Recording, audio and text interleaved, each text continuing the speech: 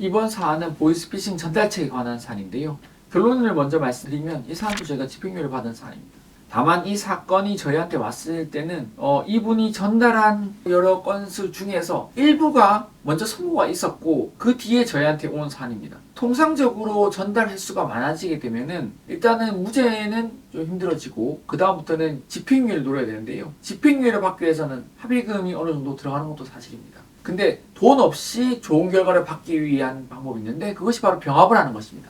보이스피싱 사건은 전달책이건 또는 TM이건 자신의 피해를 전부 다 모르는 경우도 있습니다. 반대로 말하면 하나하나 기록하지 않는 경우에 있어서는 내가 어디서 몇 번을 전달했는지 잘 모르는 경우도 있거든요. 이런 경우는 TM도 마찬가지입니다. 내가 해외에서 국내를 상대로 전화를 했는데요. 내가 몇 명의 피해자를 어떻게 했는지를 모를 수도 있죠. 그리고 TM 같은 경우에 있어서는 나의 범죄로 인한 것뿐 아니라 같은 시기에 있었던 같은 팀의 범행도 내가 이제 책임을 져야 되잖아요. 그렇기 때문에 내가 당장 눈앞에 있는 몇 건만 해결하면은 끝이다 이렇게 생각하지 말고 최대한 재판을 천천히 진행하면서 추가 사건의 추이를 보는 것이 매우 중요합니다. 그래서 끊어서 합의를 쳐나가면서 한 건 한 건을 나누어서 집행유예를 각각 받아 나갈 것인지 아니면 합쳐서 한 번에 털 것인지에 대한 전략도 그때 세워야 되는 것이거든요. 근데 이제 끊어서 쳐나가면서 집행유예를 받는 것보다 통상적으로는 한 번에 합쳐서 한 번에 병합을 하여 터는 것을 권해드립니다. 이렇게 끊어서 집행유예를 받는 사안은 매번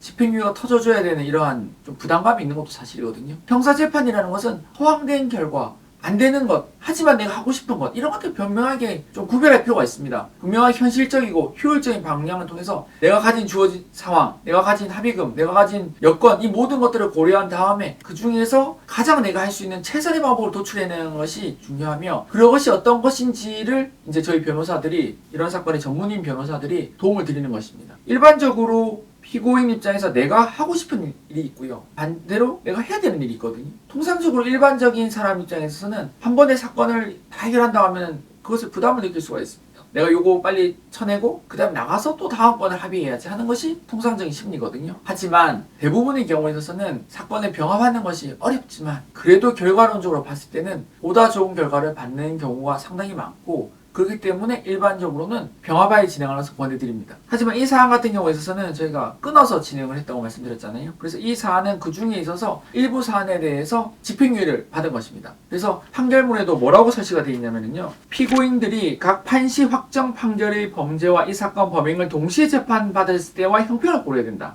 피고인들의 판시 확정 판결의 전과는 모두 이 사건 범행 무렵의 보이스피싱 현금 수거책 범행에 관한 것이다. 즉 같은 범행인데 끊어서 재판을 받다 보니까 이 판결이 나올 무렵에 있어서는 앞서 재판받은 것이 먼저 전과가 돼버린 것이죠. 뭐 그런 의미입니다. 그런데 이제 이 사안에 있어서는 이 사안을 집행유예를 받은 것이죠. 그래서 일반적인 진행 방법과는 조금은 다르기도 합니다. 하지만 이런 경우에 있어서도 저희는 훌륭하게 집행유예를 받아낸 것입니다. 집행유예를 받은 것에서는 앞서 말씀드린 것처럼 이러한 앞서 재판을 받은 경우와 동시에 재판을 받았을 때를 고려해야 된다는 점도 판사님이 양형에 판결을 해주셨습니다. 다만 저희가 이 사안은 사정상 합의는 그렇게 많이 하지는 못한 사안이기도 합니다. 그러나 다른 점들, 꼭 합의가 아니더라도 여러 가지 다른 점들에 대해서 사정을 잘 설명드리고 특히 피고인의 사정, 개인적인 사정, 몰랐다는 점 등등을 다 종합하여 설명드려서 집행유예를 받아낸 것입니다. 이 사안의 피해자는 총 4명인 것이고요. 그 피해 금액은 대략적으로 1,100만원부터 3,800만원까지 다양하게 있습니다. 근데 당연히 사정상 이분들하고 합의를 다 하지는 못했는데요. 그럼에도 불구하고 집행유예를 받아냈습니다. 저희가 이제 요런 정도 사안에 있어서 만약에 딱 요 사안만 끊어서 보면은 피해자가 4명이고 잘 몰랐기 때문에 요 사안은 또 무죄를 주장하자고 접근할 수도 있거든요. 하지만 정확하게 보면은 앞서 사건에 있어서 이미 유죄 나온 것이 있기 때문에 요 사안만 4건이니까 무죄를 주장하자 그렇게 끊어서 접근하는 것은 바람직한 전략이 아니라고 볼 수 있고 제가 처음 상담 때부터 그런 점을 설명드려서 저희가 권해드린 전략대로 진행하여 이 사안에 있어 집행유예의 좋은 결과를 받은 것입니다. 이 사안은 특히 처음에 합의를 진행하는 것이 상당히 좀 경제적으로 어려운 부분이 있어서 이분께서도 그럴 바에는 무죄를 주장하는 것이 어떠냐는 이야기도 하셨는데요. 저희가 앞서 사건이 결국 같은 사건의 일부라는 점을 충분히 설명드리고 그렇기 때문에 앞서 사건에 이어서 이 사건만은 아무리 이 사건의 건수가 4건에 불과하다 하더라도 무죄가 나오고 싶지 않다는 점을 설명드려서 이렇게 좋은 결과를 받아들인 것입니다. 전달책들은 기본적으로 자신이 이 전달하는 행위 자체가 범행이라는 것을 인지 못하는 경우가 대부분이기 때문에요. 내가 주관적으로 알았냐 몰랐냐는 것이 전달책 사건에 있어서 무죄를 받는데 핵심적인 요소가 아닐 수도 있습니다. 제3자 입장, 즉 재판부에서 봤을 때 이 정도 횟수와 금액이면 너가 이것을 알 수 있었겠냐 또는 몰랐겠냐 하는 부분을 중요하게 보는 것이죠. 저희는 보이스피싱 사건에서 상당히 많은 무죄도 많이 받아내고 있고요. 저희 사무실 사이트에 무죄 사례들이 상당히 많이 올라와 있는 것을 알고 있습니다. 그래서 무죄 사례들도 상당히 많이 있지만 굳이 나서서 이렇게 유죄를 인정하여 집행유예를 받는 사례를 영상을 찍는 이유는 많은 사람들이 전달책 사건으로 수사를 받고 재판을 받는 많은 분들이 내가 단지 몰랐다는 이유만으로 아직도 무조건 무죄를 주장하여 결과를 좀 안 좋게 받는 경우들이 많이 있어서 그 안타까운 마음에 이 말씀을 드리는 것입니다. 형사사건에 있어서는 내가 몰랐다고 하여 무죄가 나오는 것이 아니거든요.